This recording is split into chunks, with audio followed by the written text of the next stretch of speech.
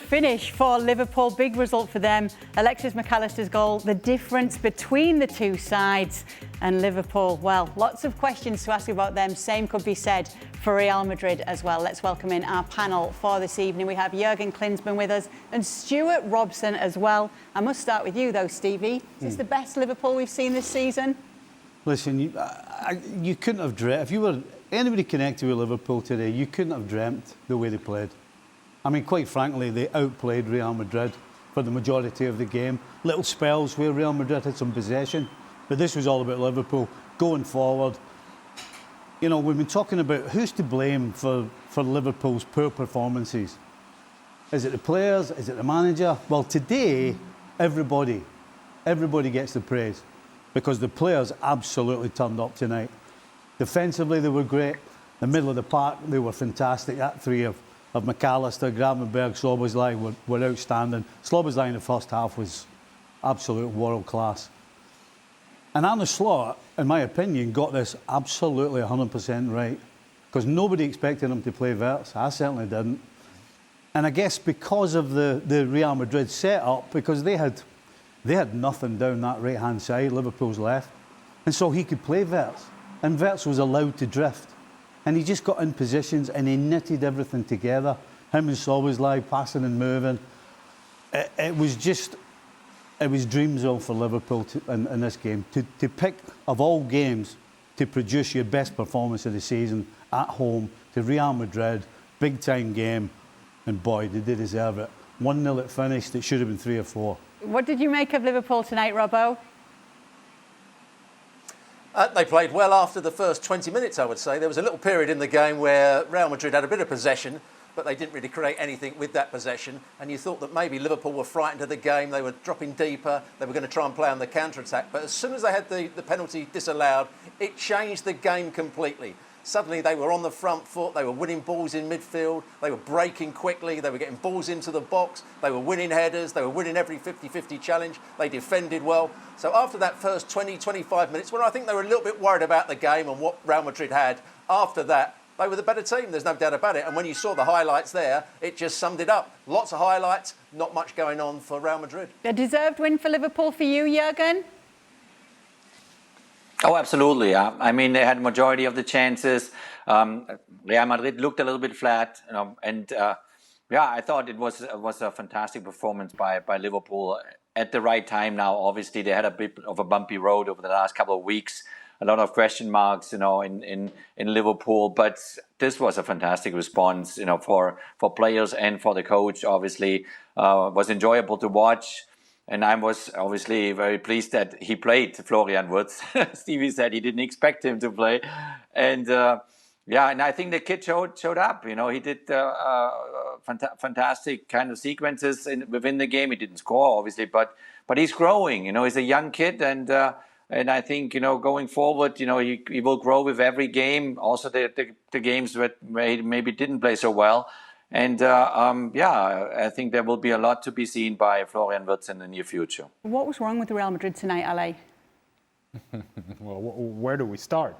Let me start with the manager and the personnel decision that he made. In having Camavinga sort of playing up high on the right-hand side, at least for the first half, that was never going to work. I don't know how Xabi Alonso and his staff get together and say, you know, I'll tell you what we're going to do.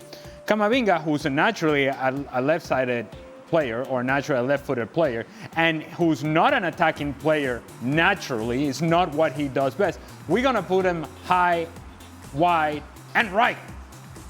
That limits what Real Madrid could do down the right-hand side. And I think Stevie just mentioned and alluded to the fact that given the fact that Real Madrid was so limited down the right-hand side, it's almost as if they were playing on one half of the field. Yeah, if you look at the field vertically, it's like they were playing like this, tilted to the left. Everything was going towards Vini. Everything was going towards Mbappe coming from the left-hand side. Everything was coming perhaps from Bellingham. There was no presence on that right-hand side. And so Camavinga wasn't giving you any sort of width, wasn't giving you any sort of depth, wasn't giving you anything on the right. And so then he started drifting inside, which then just left that left-hand side all open for Liverpool, I should say. That's on the tactical part, and I don't understand how that made sense in Xabi Alonso's head. I see what's happening, and I go, well, I just don't see the same picture, and I don't see the reasoning either. But he did it. Liverpool took advantage of it. Beyond that, if Real Madrid are going to go into Anfield and win a game, then you need to have a presence in the midfield that's strong enough to match up with guys like Szoboszlai, who was excellent, to match up with guys like Florian Wirtz, who was excellent, to match up with guys like McAllister, who scored a goal and was controlling the game alongside Szoboszlai. Real Madrid, without any sort of structure in the midfield, got exposed, which then means that the service into Mbappe gets cut out. He gets impatient and starts drifting everywhere except down the middle, where he has been most successful this season. And then Vini on the left-hand side, who should be a game changer for you, was not today, was largely ineffective, and was controlled very well by Conor Bradley. Other than that, Real Madrid was great today. As soon as Liverpool scored the goal, actually, Mbappe, you could see him thinking, you know what, I've had enough of this. I'm going to come back to the halfway line and get the ball, and then I'm going to try and beat 10 people. I mean, it was kind of schoolboyish to watch him, because he just had enough of no service, no ball, nothing, running around, not getting close to anybody, just invisible. Actually, pretty much like most of the Real Madrid side. Robbo, it was put to Xabi Alonso after the game that they were outplayed by Liverpool, and he said he didn't think so. He thought that they competed well in this game. Well, they competed, but not very well. And going back to Ali's point, one of the reasons that he had to play Camavinga out on the right-hand side is because he doesn't trust Bellingham as a central midfield player. If you play Rodrigo out on the right-hand side and Vinny Jr. out on the left-hand side and Mbappe up front, then you have two central midfielders or three central midfielders, and one of them has to be Bellingham. But because he doesn't want to run back and he doesn't want to get around the pitch as much as he should do, and he wants to be a number 10, somehow Xabi Alonso tried to fit him in the team. And that just backfired against him. So they didn't compete well enough. And as the boys said, Mbappe wanted to go here, there and everywhere except in between the two centre-halves where he can be most threatening. And Vinny Jr. was completely outplayed by Conor Bradley. You know, they just weren't good enough tonight. Did Xabi Alonso get it wrong tonight, Jurgen? Well, his challenge is really to get the players in their best spots. You know, if you have so many superstars in your team and you're getting forced to put them on the field, you kind of make some sacrifices in certain positions. And Camavinga, obviously, as you rightfully say, he's not a right winger. He's lost out there. And if you have Bellingham in the middle, then you need to have somebody covering his back basically when he goes forward. And so, but you have these big names and you have to put them on the field.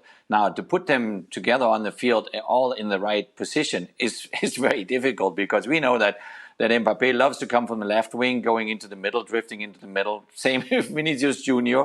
And so he will throughout the entire year, he will have these issues, these problems, you know, to get his superstars in their best positions where they can excel. On the other hand, also when you have forward players like he has, then you need some cover. You need people that, you know, protect your back four, your back line. Otherwise, you're too open, and this is exactly what happened today. You know, their right side then became an area for Liverpool to attack. Wirtz took advantage of it. Other players took advantage of it, and then you struggle. So this is something that Xabi Alonso will have to figure out over the next couple of months. I'm sitting here with three guys who have been managers at one point or another, and what I don't understand is that if you're game planning and you're thinking to yourself, yeah, Camavinga over there somehow makes sense. If you somehow get past that idea and think, yeah, that makes sense, and you see how the game is going, why is there no in-game adjustment and saying, look, we're going to need a fourth midfielder, as Stewie just mentioned. Okay, well, then we're going to tuck Camavinga in here, and we're going to play with four in the middle, and we'll play with two strikers. And Mbappe, you get a little bit more central, and Vinny, you kind of run around Kylian. Sometimes you go on the left, sometimes you go on the right, maybe underneath, run beyond Kylian. How is that not a possibility for Real Madrid? And how is this not something that a manager at this level is unable to see that, okay, if you're hell-bent on having four midfielders because you think you need that protection, why don't you just tuck him in? Why do you still have him out there for 45 minutes, for 60 minutes out there on the right-hand side when you're getting exposed time and time again? That lack of in-game adjustment, I understand having to fit in big names on the field. Well, you can fit in the big names on the field and still be structurally sound. They were not today. So before I go back to Stevie with Liverpool, just another question for you, LA. We've now seen 3 big games this season under Xabi Alonso for Real Madrid. They lost big time in El Derby against Atleti. They won El Clasico against Barcelona, and they've lost here at Anfield to Liverpool. What can we take away from Xabi Alonso in these big games so far this season? Well, part of it I just spoke about. And I think it goes back to his time at Bayer Leverkusen, his last season at Bayer Leverkusen, and some of the decisions that he made at Bayer Leverkusen in Champions League. In which, in games that truly matter, that were a knockout stage against Bayern Munich, for example, making the goalkeeping decision in terms of who started and who didn't start, who started up top, or not playing with a striker, sort of overthinking stuff and tinkering. And I find that if you want to get the best out of Real Madrid, first of all, you have to find structure and organization. And once you put that forth to this team, then consistency. No, clarity of thought. This is your role. There's too much in this team in which they're allowed and given the freedom to just, hey, you go here, you go there, you read the game here, you read the game there. And that's all fine and well, as long as you know what your reset positions are when you start to defend. And what I see from this team is, yeah, Jude Bellingham takes off, makes the run, but there is nobody covering him if he goes. If Kylian Mbappe drifts, nobody appears in the middle. If you want a good example of that, I'll give you an example. Trent Alexander-Arnold comes on the field. What is he going to do when he gets in an advanced position? He's going to swing the ball in. Kylian Mbappe decided to come to the top of the 18-yard box instead of being the center forward. And that's what I'm talking about, that the reset positions are not there. If Kylian Mbappe drops off, then somebody's got to go inside the 18-yard box. That doesn't happen. And it happens regularly, defensively and offensively. That is a lack of structure organization that I don't think this team has, and they're very clear about. And it's something that some people have said, well, this is what Xabi Alonso has brought to this team. Maybe. In these big games that we're talking about, not so much. How does the coach transmit that to the team, Jurgen? Well, especially on that level, I mean, at Real Madrid, I mean, it's a very difficult task for the manager. Now, is that now exactly the team that he wanted from the beginning on? Is it that team that he takes over from the previous season? Does he now need to figure out where everybody has his favorite places to play and can excel the best possible? So you try to put the puzzle together in the way that, okay, if I play Mbappe here, then I need to cover him up on the other side from another player. Now, so who does the dirty work for the big shots up front? So you have to work on that puzzle continuously, and maybe you realize after a couple of months into that process that, okay, you know what, I can play maybe with 3 forward players, Vinicius Junior, Mbappe, and maybe even Rodrigo, or but then I need to have specific other players that cover them. They are there for them, and also you need to have your star players defend as well, dropping back after losing the balls, and maybe coming, as Alejandro said, you need to have the structure, you need to have the shape to work together. So this is a huge task for Xabi Alonso because it's a different approach than he had in Leverkusen. In Leverkusen, he could basically step by step put the players in their preferred positions, but he chose those players. He knew exactly where they had their strength and weaknesses, and so he could cover them up, whatever weaknesses they had. So now he takes over such a superstar team, Galacticos, with all their goods when they go forward and maybe score plenty of goals, but also with their bads when they go, and maybe don't want to all defend, at certain moments. They don't want to run back 50, 60 yards after losing the ball, maybe in the case of Bellingham, for example. So this will be not an easy task for Xabi, but, it's Real Madrid. Yeah, so as for Liverpool, obviously they beat Villa. Now they've beaten Real Madrid. Next up is Manchester City away. How do they ensure it's this version of Liverpool that we saw tonight against Real Madrid, against Man City? Well, I think what you've seen over the last couple of games in particular is the fog has disappeared. They started the season by winning games somehow, and then they lost, 5 out of 6? And everybody was running around overthinking everything. taking too long to make passes. Everybody's so concerned with trying to figure out what's going on that they forgot to play football. You know, the ability they have on the field, they need to try and relax, and they couldn't relax. And that performance against Villa was the first step to relaxing. And I think you saw a team that was relaxed tonight. You know, we've not seen Liverpool with a movement like that since last season. You know, and Wirtz was a huge part of that. He unlocked a lot of space for other players.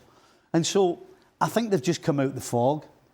And I think they'll be relishing going to Man City. You know, from 2 weeks ago thinking, wow, we got Villa at home, we got Real Madrid at home, then we got City away. Now it's, well, we've taken care of Villa. We've absolutely outplayed Real Madrid. Let's go and do the same with Man City. It's relaxed, but with emotion. It's relaxed, but with intensity. And we saw that, some of it against Aston Villa, and we actually talked about over the weekend that you were seeing the emotional edge coming back for Liverpool, and the reaction of the players when they're making a challenge, the reaction of the players when they're winning a 50-50 ball, whenever they're doing a play that is not just about completing a pass, that it's about building momentum and building character and building self-belief and building confidence that you haven't had over the course of the season. Now, that confidence comes from the fact that you're winning games.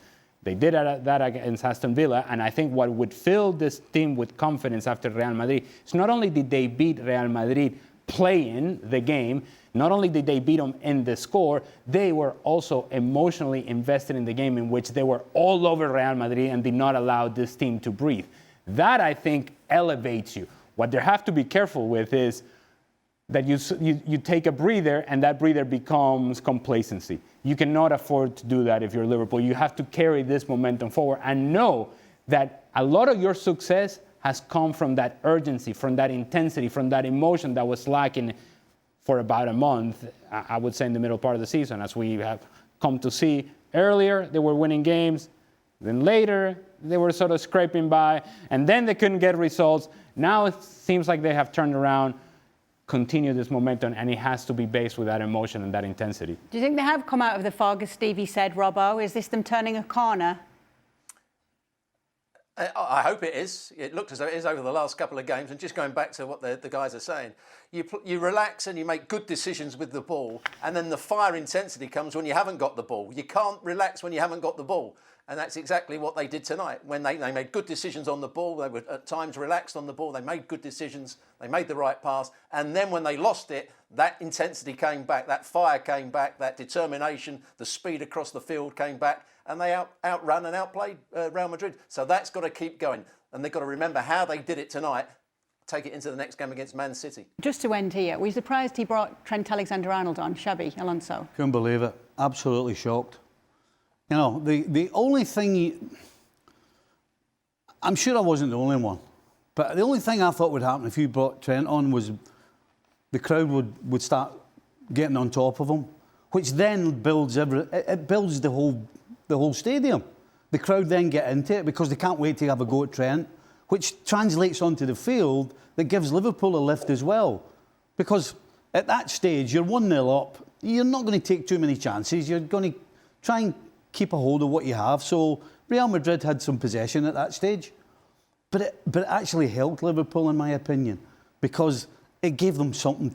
They wanted to make sure that Trent Alexander wasn't walking off this field with an assist, a goal or anything, and the crowd made sure that he wasn't going to get any help from them either. So I think Xabi, he made a mistake bringing Trent Alexander on. I think all it did was help Liverpool. It certainly didn't help Real Madrid, in my opinion. Real Madrid will be back in action in La Liga next to try and bounce back from this loss to Liverpool. Obviously, you can see La Liga right here on ESPN Plus and see how they fare away to Rayo Vallecano on Sunday. These are the match stats, much made of this game as we keep the conversation going with Jurgen Klinsmann and Stuart Robson. I want to start with you if we can, Robbo, because when you look at this, 16 wins this season in all competitions. So far, everybody's saying, OK, most of these wins not being tested too much, coming in the Bundesliga where they're head and shoulders above the rest.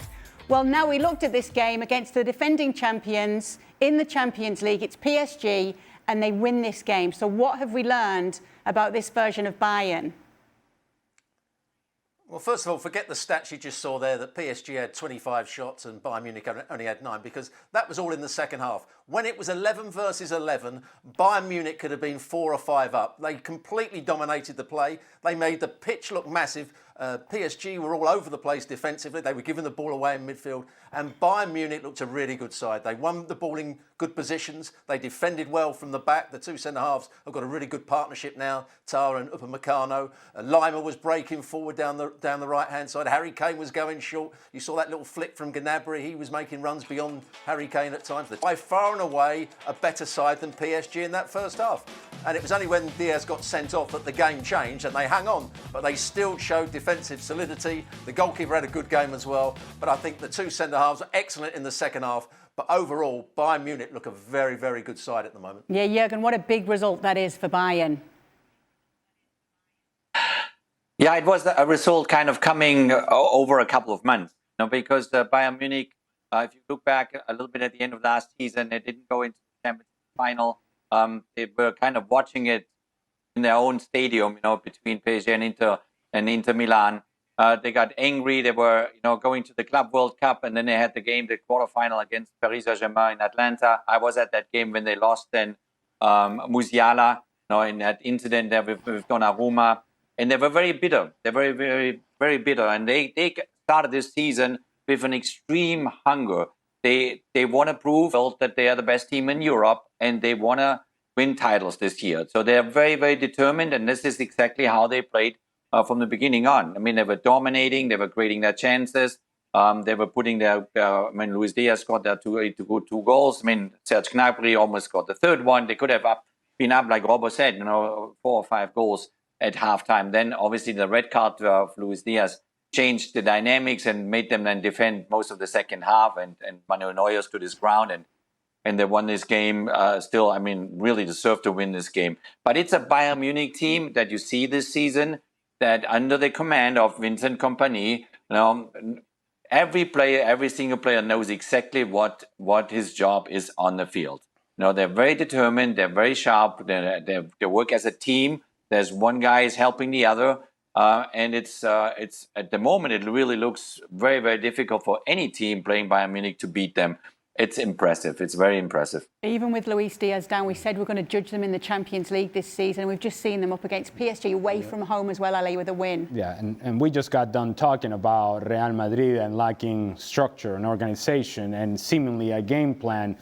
Well, you watch Bayern Munich play and you know exactly what they want to do and how they want to do it and the role of each of the players and how they complement each other. The first half of Bayern Munich today, impressive, really impressive. Now, to your point, Kay, yeah, this was supposed to be the test. Oh, are you going to go away from home at PSG, the European champions? Are you going to be able to do the same things that you've been doing so easily in Bundesliga? And the answer is, yeah, they're able to do it. And I'll tell you why. I thought that the advantage of PSG would be in the midfield with Fabian Ruiz, with Vitinha, Zaire Emery, or maybe if it is Joao Neves, and how they would be able to match up against Kimmich and Pavlovic. That Bayern Munich would be short in numbers, and that would force some of their attacking players to take more defensive positions and would limit them in the attack. Well, that would be the approach if you were afraid to play the way that you know how to play. And what this team under Vincent Kompany, what they do better than anybody else right now in this moment is they are pressing the ball higher up the field together. We talk about when we mention Barcelona, there's no pressure on the ball. There's pressure on the ball when you're playing against Bayern Munich. And the goals come from their ability to, hey, you just lost the ball, get under pressure again, regain possession of the ball, and we go on the attack. And it's not just one guy doing it, they're all doing it. It's not just Kylian Mbappe running by himself. No, Harry Kane goes and presses the ball, and here comes Luis Diaz, and there comes Michael Olise, and here's Serge Gnabry, and behind them is Kimmich and Pavlovic, and then the two center backs that Robo was talking about. Two center backs that, when it was Upamecano and Kim last year, it felt like both of them were good for a mistake at some point during the game because you didn't know who was leading whom in this particular setup. Now it is clear to see that there's a common influence from Jonathan Tah, and that Upamecano is the guy that is going to run around. But Jonathan Tah is leading that line. And I could not get past this conversation when it comes to Bayern Munich. And I know it's not a player that is not featured in many of the conversations. But Konrad Laimer, he's not a right back. He's a midfielder player that has been converted into a right back.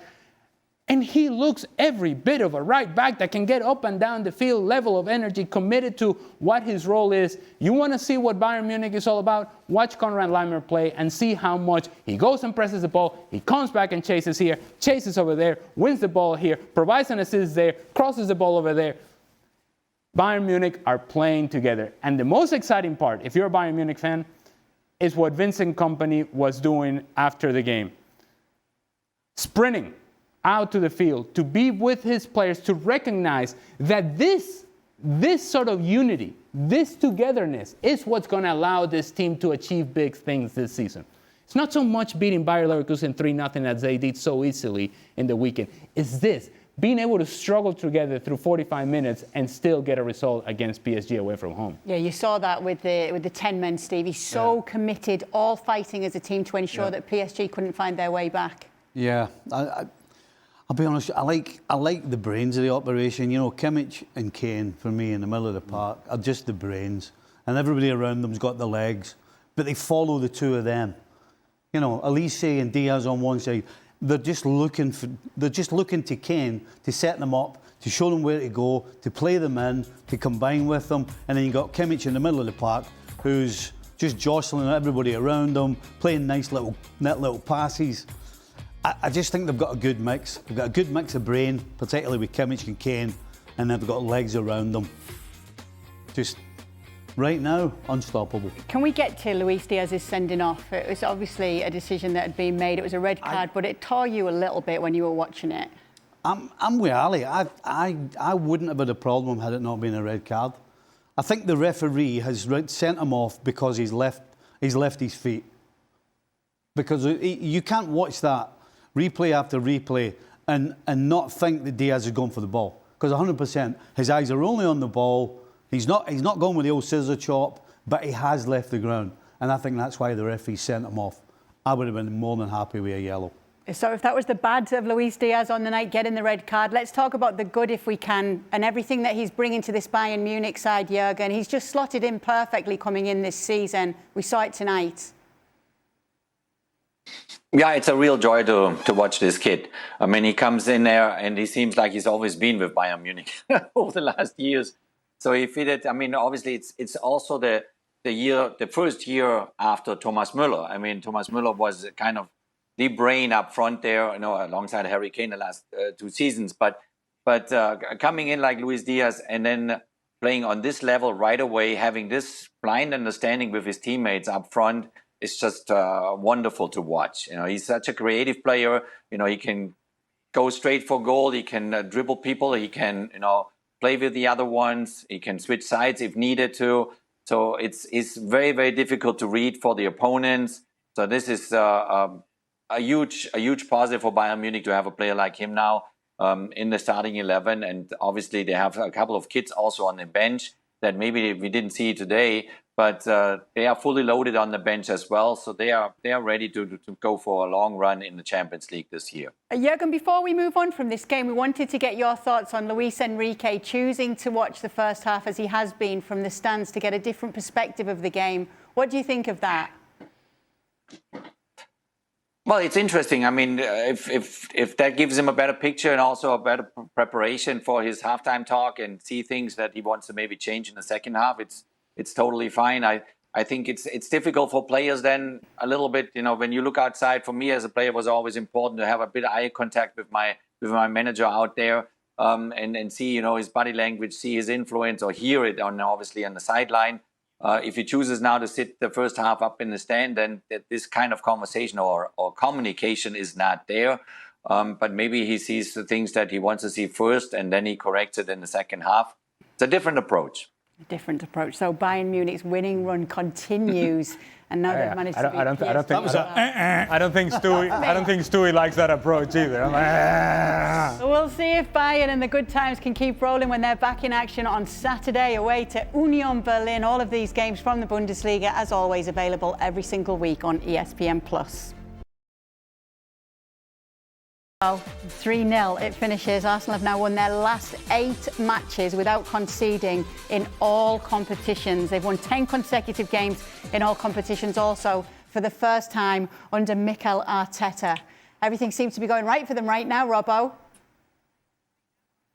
It is, certainly is. They didn't have, obviously got a few injuries in the front areas, but against Slavia Prague, they didn't really need to have their top players playing. They were put under a bit of pressure for the first 20 minutes. Slavia Prague really did press them quite high up the field and they got the ball forward quickly. But once Arsenal took a foothold in the game, there was only going to be one winner. They dominated possession, they created chances. A couple of good goals you saw from Mourinho, particularly the first one where he just gets in between the two centre-halves. But overall, they were completely dominant. They defended well again. The two centre-halves looked very, very solid. And the right-back, Timber's one of the best right-backs in the world at the moment. He's quick, he's aggressive, he gets forward as well. So everything is going right for Arsenal at the moment. It's only complacency that can really stop them, I think, at the moment. And maybe Liverpool getting back to their very best form that they showed tonight. How amazing is it for Arteta, Robbo, that he can rely on Mikel Merino like this when he's not got Gyökeres to be scoring the goals for him when it's not even his position?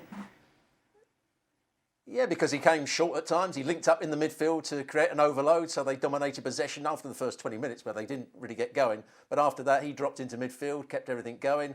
They had Saka making runs from outside to in. And then when balls came into the box, Mourinho always seemed to be there. He always seemed to be getting on the end of things. So he played very well today. You know, I don't think he's an outstanding centre-forward, but what he does, he links up the play when he goes short, but he also makes the right runs to get in the box. And against the better teams, I don't think he'll score goals, but he's a good player. What are you laughing at?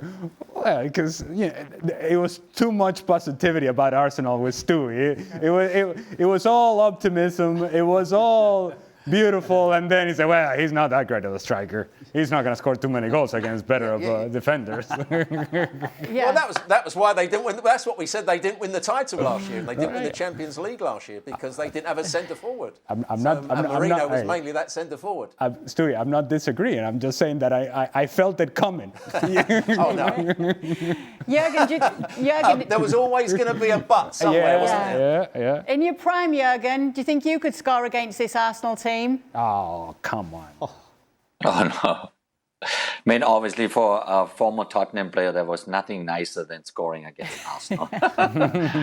For sure. But no, it's impressive. I mean, also, they are on the run as well. Not as much as Bayern Munich at the moment, but, they are now 8 consecutive games without conceding a goal. They're looking strong. They're going very strong in the Premier League. So you can only give them compliments at the moment. It seems to fit everything. Can you give them compliments, Stevie? Not backhanded ones like Stuart Robson, proper compliments. Yeah, I'm kind of going to go down the Robbo route here. Oh, no. Well, I don't know why I even tried. Well, it's just what he said, that it's complacency is going to be their biggest problem, or their only problem. Because I agree with Robbo 100%. And it would be a crime if Arteta and his coaching staff let that happen. Because that is the only thing, really, that can trip them up. They've got themselves in an incredible position in the Premier League. And so, yeah, complacency is their biggest enemy right now. The worrying thing, and I know perhaps this is the wrong way to look at the world, is that everything is so great right now at Arsenal. And the seasons usually are not like this, where everything stays beautiful and wonderful and everything is awesome. Seasons tend to take a turn for the worse every so often. That's just the nature of playing. Don't feed into their negativity. No, I'm not. I'm just saying everything feels great. There are no questions about Arsenal. There is no real palpable or tangible criticism. It's not like you can point at this, they're not doing this well, or they're not doing that well, or this player is this, or that player is that. No, everything looks great. The issue is that we're in November. And sustaining this all the way through, that will be a question, and that's when, perhaps, the complacency that Stevie and Stewie are talking about may become a factor. I don't see it happening. I think this team is solid throughout, and it really depends on the personality, the mentality, and the character of the group, and the manager to be able to push this thing forward. Yeah, I don't see it either. Listen, Liverpool, Liverpool were in this position this time last year, and they did blow a gasket because they did not have the squad that Arsenal have this year. And so that's why I don't think it'll happen to Arsenal. Nil it would finish for them. Jurgen, if you don't mind, I'd like to ask you about that goal from Mickey van de Ven. Oh, fantastic! What a run, you know! But what an unexpected run. It helps. Absolutely, but even so, just the whole attitude today, that's just got to be the perfect pick-me-up after what we saw at the weekend. Yeah, I mean, you couldn't have written it for Thomas Frank and the players after what happened at home to Chelsea. Everybody booing them coming off the field. I mean, I can't imagine how awful they felt. Well, as bad as they felt after Chelsea, as you said, they will come off feeling the complete opposite. And hopefully they'll have put that behind them and they'll march on to the next one. Best way to bounce back for you, Jurgen, because it was a difficult weekend for Spurs. We've got to be honest. Yeah, obviously. I mean, you want a positive result after what happened on the weekend, and to build consistency. I think this is Tottenham's biggest kind of concern right now, is to get the right balance, you know, in the Premier League. In their performances, not only the results, but also in their performances, and then, you know, add something special to it then in the Champions League campaign. And this is not easy. This is a difficult task for the manager and for the players. But obviously the expectations over the last years at Tottenham, they got bigger. You know, they wanna see trophies. They wanna see something special. And when you have bad performances, and especially like, you know, with Chelsea, then a major rival, then, you know, you have now the fans, they express their feelings and boo them. And the best way to respond to that is obviously by winning the next game. And thanks God, you know, Copenhagen helped a little bit with it as well tonight. Balogun and Ricardo Pepi score here. Who should be the number 9 for the US, Jurgen? Here we go. Yeah, now you can play with 2 forwards, no problem. You have 2 playing with each other. That's the easy way out. No, but it is. Yeah, but the easy way out. This is what you need. You know, if you're obviously a big fan of the U.S. national team, you want your strikers to do well. You want your strikers to score goals, and they are in Europe and they're fighting their way through. And having both of them, you know, scoring tonight, I think is a special day. Absolutely, I mean, it makes you happy. Yeah. And a special edition of Football Americas, no doubt, to follow what we've seen here tonight, Ali. It's true, though, what Jurgen's saying. This is what you want to see if you're Pochettino. Well, absolutely. And the answer to your question is following Balogun as to who should start the number 9. And the last time that we saw him with the national team, he was impressive. And I think he created some separation from him and the others. What I would say about Ricardo Pepi, and it's something that we mentioned while we were watching the game, and it's something that I think Jurgen would agree with. There is a quality to Ricardo Pepi that he seems to get chances. He plays 5 minutes, he gets a chance. He plays 10 minutes, he gets a chance. It's reminiscent of a player that Jurgen had at the World Cup in 2014 in Chris Wondolowski. That you put him out there for 10 minutes and somehow the ball finds him in a good position. You need players like that as well at the World Cup, because maybe the chance falls to Ricardo Pepi, and the Pepi Express delivers. USA, baby. USA. Number one. Number one. You were smiling at LA's point there, Jurgen. Yeah, because it's kind of unpredictable piece of strikers. You know, when you have number 9s and they live for goals, they live for numbers, obviously. You want to have them in a way that nobody can predict anything, you know, when you get on the field. You know, and as Ali said, you know, you maybe just need 10 minutes to prove your point, and you get one chance and you put that in and you win that game. So, I mean, having both on the score sheet tonight in the Champions League in Europe is big. Yes, absolutely. Good stuff. Jurgen, thank you so much for being with us. Yes, We're looking forward to speaking to you. What a man. What a smile. It's, you know, MVP. MVP. Well, welcome into the latest edition of Extra Time. Ali and Stevie here in the studio. And Stuart Robson is here with us as well to answer your questions. All right. No funny quips or remarks at the top of the show? I don't. Right. Were you expecting? Sometimes all I would skate. Tell me, all I would say is the last time I was on the show, Sebastian Salazar had a mental breakdown. Has there been any repercussions about that? Well, we did get quite a bit of content out of it. You haven't been throwing paper around and doing all that sort of stuff? Well, not in my nature, Robbo. Well, I tell you what has happened, Stewie. we now have a person that comes into the studio and sorts out the shot sheets for us so that people are not freaking out when they don't have the right shot sheet in their hands. So basically, Sebi changed it for all of us. Yeah. You know, he walked so we could run. Well, it sounded very good tonight. I thought you were so professional, Kay. So the question is, So Rob, clinical with the way you here's did a it. question for Robbo. So we're right down the pipe, right? Emotional breakdown. Do we go on the sympathy side?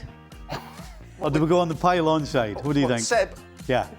Do you think we'd piled I think we on need to or we'd pile on. sympathised? Pile on. Pile Yeah. on, absolutely. Now, Stewie, Pile on. Stewie, because I know sometimes technology is a problem in your setup. Were you able to see it? Were you able to actually see the video of him throwing stuff Yes. around? Oh, I couldn't believe it. You know, I mean, I've seen people angry. That's the angriest I've seen anybody on a television set. And maybe the happiest we've ever seen Craig on a television set. Yes. Yeah. Yeah, a lot. Well, obviously for the next 4 days, we got a lot more content out of So what Sebi's you're saying meltdown. is that nothing makes Craig happier than somebody else's misery.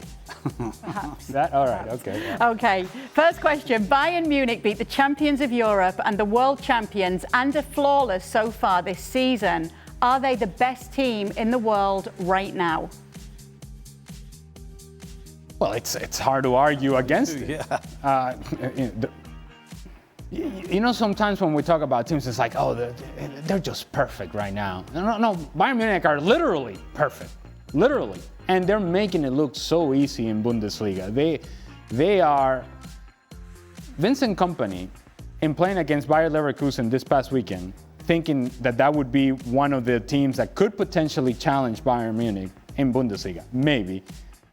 He didn't start Harry Kane, he didn't start Luis Diaz, he didn't start Michael Olise. He made all sorts of changes.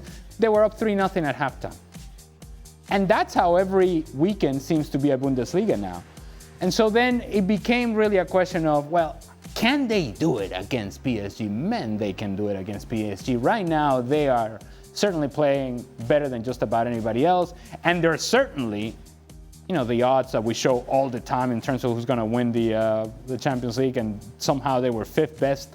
I believe we have to climb that ladder a little bit when it comes to Bayern Munich. They're at the very worst top three, but they should be certainly in the top two. Yeah, I think there might have been some changes in those I'm just saying. odds tables. Okay, Ale, when Thibaut Courtois is the best player in a Real Madrid game, is it a lack of creativity in the midfield or the back four its biggest problem?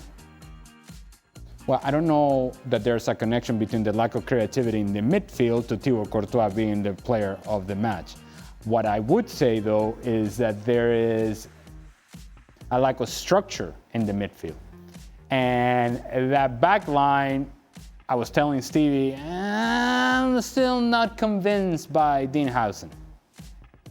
My opinion. Other people may see it differently. Militao, while he covers a lot of ground with speed, sometimes he can be disorganized. Then you have Álvaro Carreras, who is more of a player that can give you an outlet down the left-hand side, but not necessarily a great 1v1 defending. And then you have on the right-back position a guy who's not a right-back in Fede Valverde. So you put those things together, you're going to need Thibaut Courtois to make some saves. Stevie? Yeah. Couldn't stop Liverpool in the middle. Couldn't stop them in the back line. And had to rely on another incredible performance from Courtois.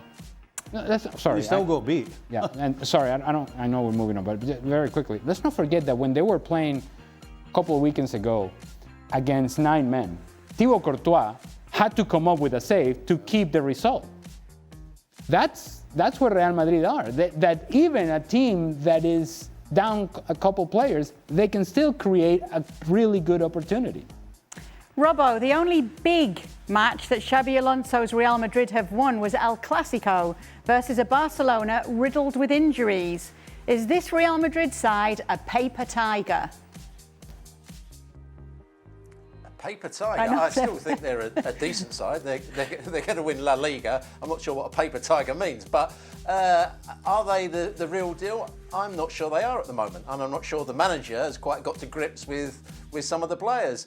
Even today, you know, we talk about Valverde having to play out position, but he's almost sort of playing. You can play out right back, but what we're going to play a midfield player in front of you who's going to tuck in a little bit so you can get forward down the right hand. So I'm not really just sticking you at right back. He almost like he's trying to keep everybody happy. He's saying to Bellingham, "Oh yeah, you can go and be a number 10 because you don't like running back and you don't like being a central midfield player," which he always was as a youngster and always was when he played for England. So he's trying to fit people in the side, and I don't think, as Ali just said, there doesn't seem to be a real structure about them. And against the very best teams in the big games in the Champions League, they're going to come up against some very good sides, and that's when they have to be structured. When things aren't quite going Mbappe's way, and it might not be going Vinny Jr.'s way, you have to have a game plan and be structured to cope with those bad days. Today, they weren't structured, and they had a bad day. And I don't want to take your words, Stevie, so I'll let you let the world know what is it that you were saying about Valverde playing at right back. Or do you even remember what you said about it? That he was being wasted out there. Aye, wasted. You're correct. I said he's wasted. Yes. And you miss everything that he actually brings in the middle. Well, yeah. So when you try to fit, as Rob was talking about, trying to fit people in, you're kind of wasting all of them when you're just shoehorning them in somewhere. Like Camavinga playing where he played today is like, really? I mean, Ali was talking on the show about when the coaches sat down together, who came up with, let's play Camavinga wide on the right-hand side? So straight away, you're putting somebody outside the comfort zone, you're asking them to do something completely opposite of why you brought them to the club in the first place. But you're going to ask them to do it in one of the biggest Champions League games of the season. Oh, and by the way, behind you is going to be a guy who's playing right back, who should be playing in the middle of the park beside you, and he's going to supposedly keep you right, when he doesn't actually understand the right back position. So it creates problems. And when you get a problem on the right, it's a bit like getting injured. You know, when you injure your right knee, you end up putting all the weight on the left. Compensation. And so we saw that today. Everything went down the left. Everyone went down the left. Oh, was it Ali did it? Yeah, they were just... it messes everything up. I've never put Stevie down as Dr. Stevie. Yeah, no, you don't want me. You don't want me to be a doctor either. Can you imagine Stevie walking in the room when you're all way out?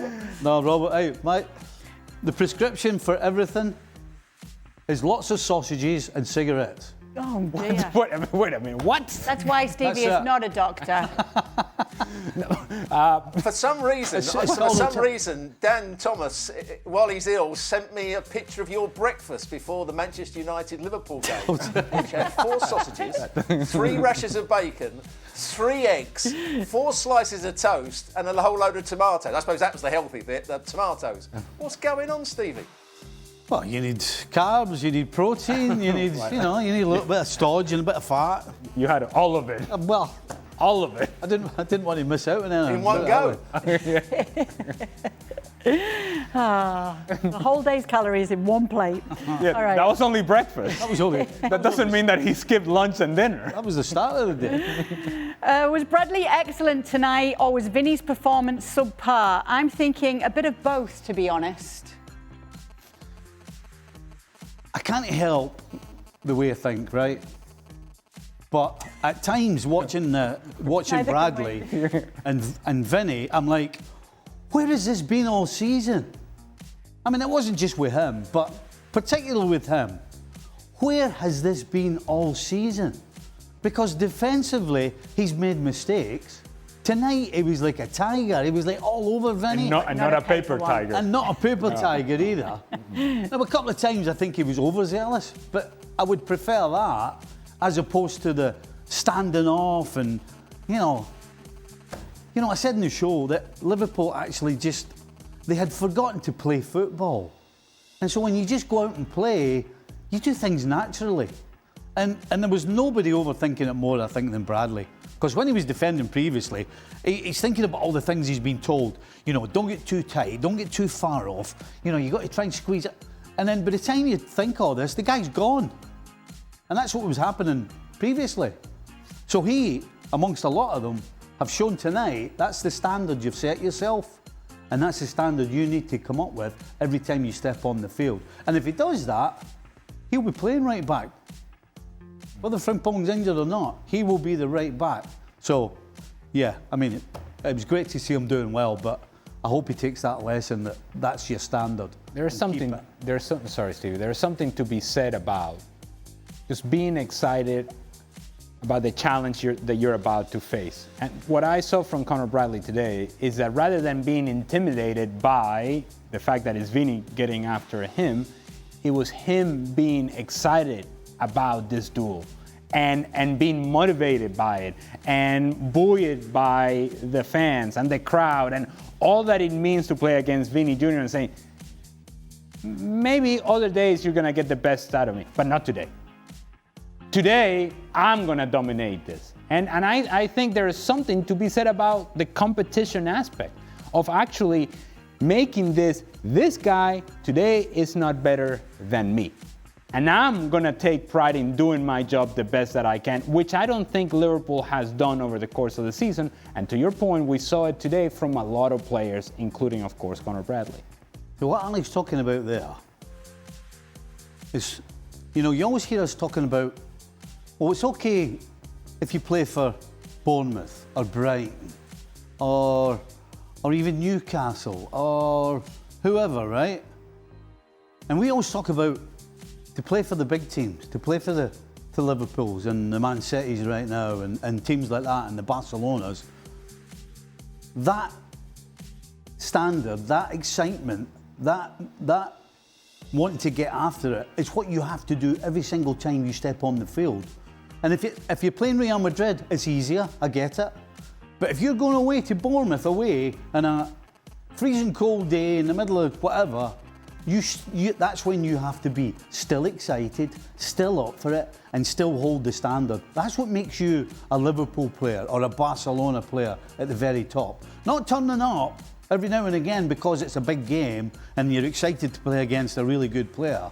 The best guys and the reason teams like Liverpool and City and all these teams that win Champions Leagues consistently in Premier Leagues is because the majority of their players, when they turn up, whether it's the Bernabeu or the pub team down round the corner, all right, then you're there. That's where you play, regardless. I was going to say something else here, but fortunately pulled it back in. All right, thank you, Stevie. Probably better for us that that's the case. That's how the sausage is made. Last question, Robbo. Is it too early to talk about a quadruple run with Arsenal? Oh, God. Well, I don't think they're going to win the quadruple. I don't think anybody ever does. It's always difficult. But at the moment, I think they'll win the Premier League. It all depends what sides they put out in the League Cup and the FA Cup. And they're going to have a great run in the Champions League. I think they can get to the semi-finals, if not to the final. So I think they could probably win 2 trophies this year, but they're going to have to perform consistently well as they're doing at the moment. And as Ali said in the show, they're going to have a bad spell, and it's how they cope with that bad spell. Whether they when they lose a couple of games, whether they get their confidence back or whether they go back into their shell. No one will know until that happens. But at the moment, I think they'll win a couple of trophies. Okay, all right, that's everything. Thank you so much for sending in your questions for the latest edition of Extra Time. Be sure to join us.